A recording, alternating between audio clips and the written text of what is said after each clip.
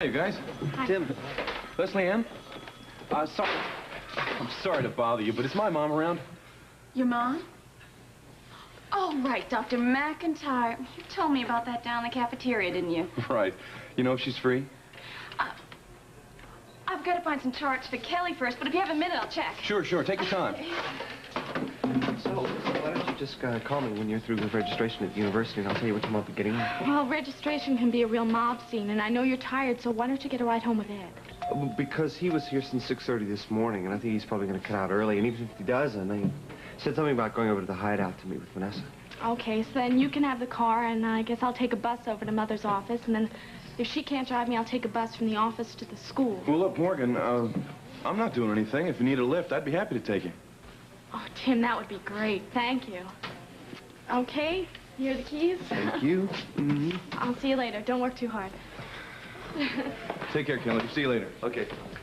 Oh, Lesley-Ann, don't worry about finding my mom, okay? I'll just call her at home later tonight. Okay, Tim.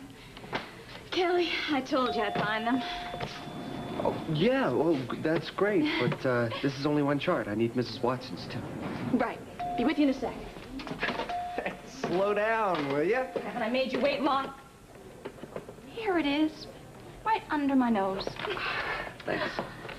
Oh. 4th floor, Lesley-Ann. I mean, Miss Monroe speaking. Oh, sure, Dr. Bauer. Hold on. Kelly, you'll never believe who wants to talk to you. What? The chief of staff. Oh. Yeah, Ed, hi, what's up? What, is there anything about Mike and Bert and Hope? Yeah, well, when will they know?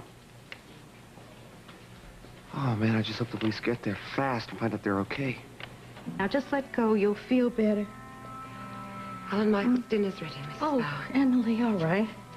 Can I get something for you and Mrs. Spaulding? Oh, I don't think that we're hungry, really. Why don't you just feed our little friend here and if I get hungry later or Mrs. Spaulding does, well, I'll just get it for us, okay? Fine, thank you. Come on. Bye. Oh, darling, believe me, I understand everything you're going through, but remember, you've got to be strong for your son. Grandma, I would have been strong for Alan, too, if only he'd been honest with me.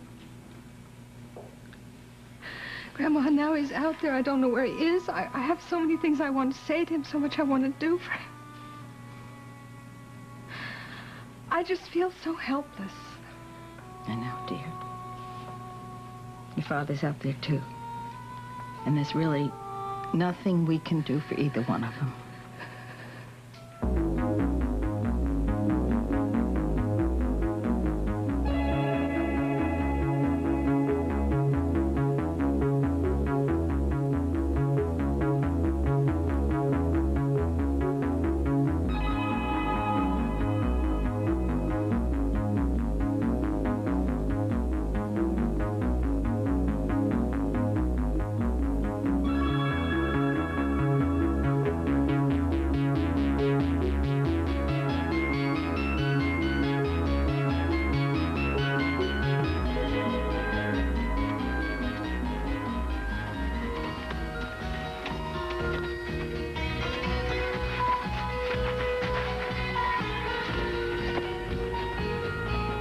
That's the first break for our side.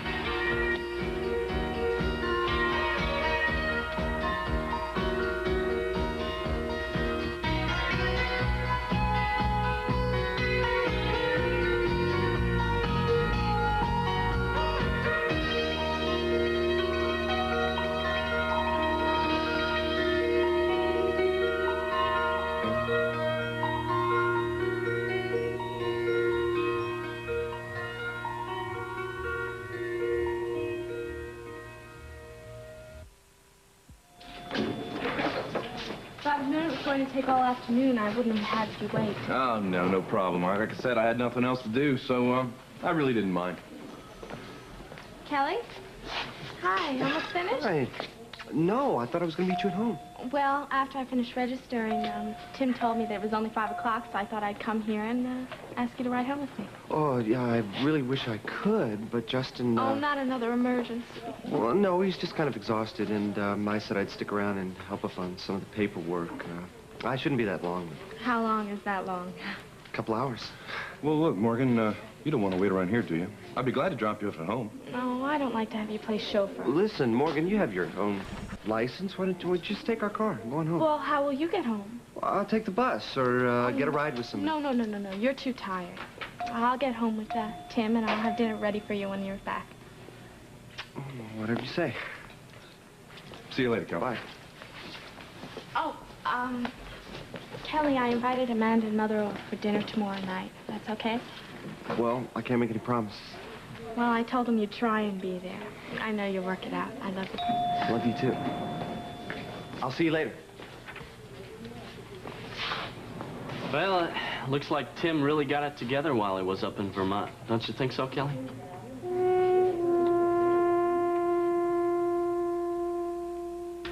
Well, I don't know about you, but I'm ready to call it a day. Oh, well, why don't you go ahead? I think I'm going to stay for a while.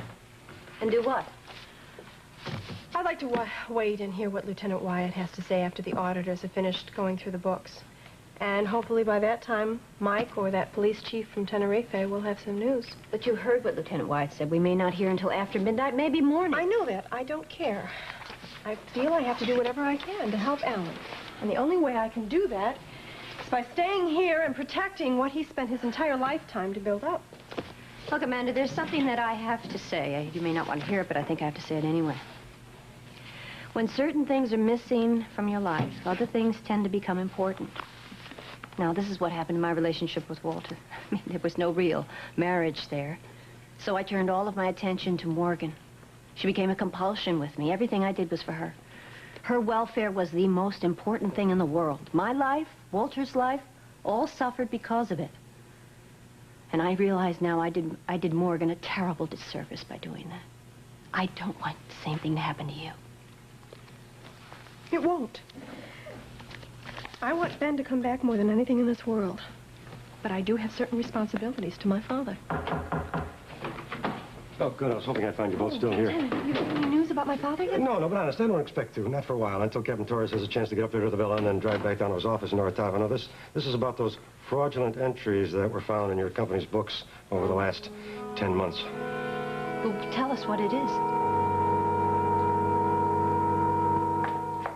Oh, there you are. I thought maybe that you'd like to read your paper in the sitting room. Don't take it personally, Nola, but, I mean, you did a very lovely job redecorating, but ever since I was a young boy, I've always felt more at home in a room full of books, and...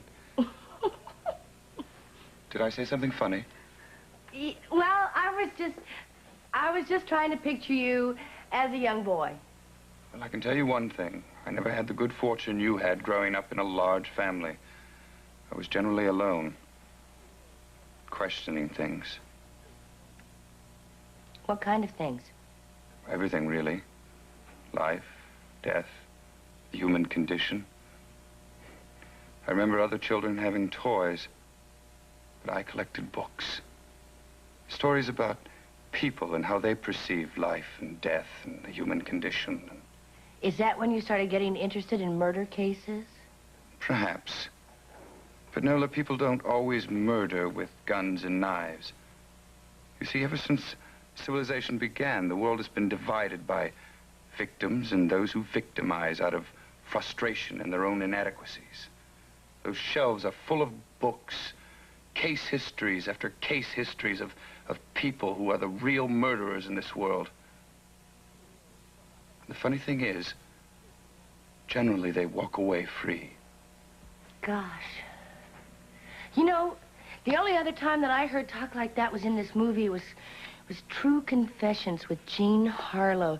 And she admitted to murdering this guy when she didn't even do it. And that really messed things up between she and Fred McMurray because, well, it was John Barrymore. He was right there. Mr. McCord, you lost a...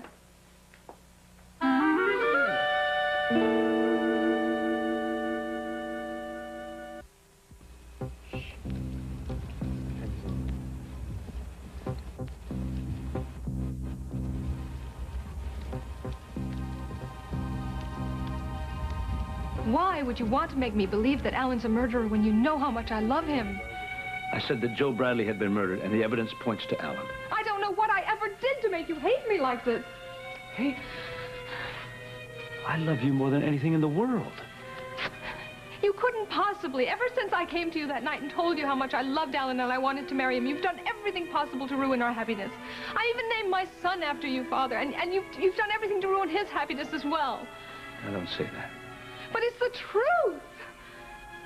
Honey, look at me. I didn't come all the way to Tenerife to hurt you. I came to help you and protect you. Now, I can't do that if you don't believe me.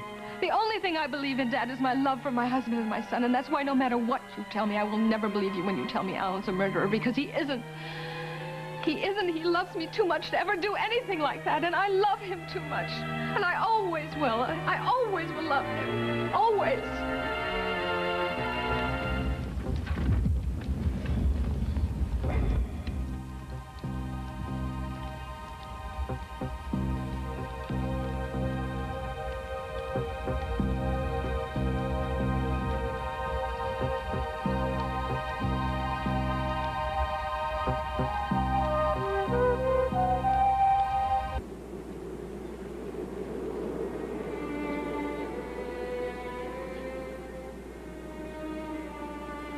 The last thing Mr. Spaulding said was for me to come back here as quickly as possible and help Emily pack everything and take you back to Springfield.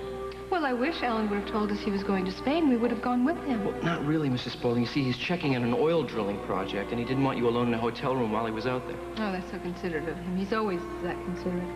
But if he's not going to be gone for a long time, we might as well wait here for him. Well, that's not what he wanted. He wants you to go back to Springfield with the baby and wait for him there. Well, how long do you think he'll be gone? Well, he didn't know, but he did say he'd feel much better knowing that you were back there with your family and friends. Well, I guess that means we better start packing, Emily. I'll take Right things away, Mrs. Spaulding. I'll give you a hand, Emily. Thank you. Did you hear that, Alan Michael? Daddy's gone away on another one of his extended business trips.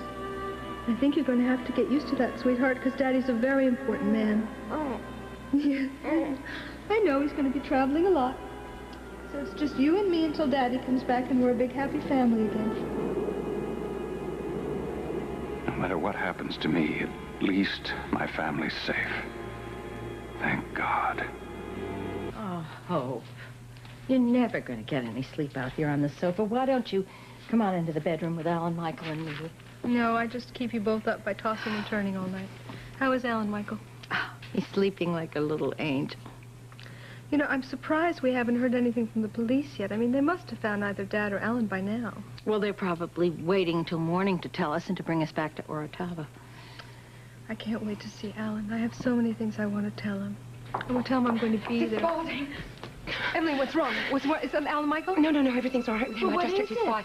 Well, I was sound asleep and something woke me, a sound outside my window. Well, what kind of sound? I don't know. I looked outside the window and I saw someone wandering outside around the house.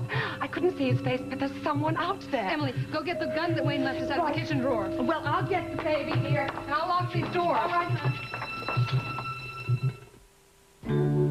This has been the award-winning Guiding Light. Fashions provided by Lily Rubin Salon, South-Southwest, Giorgio Sant'Angelo, and Barney's.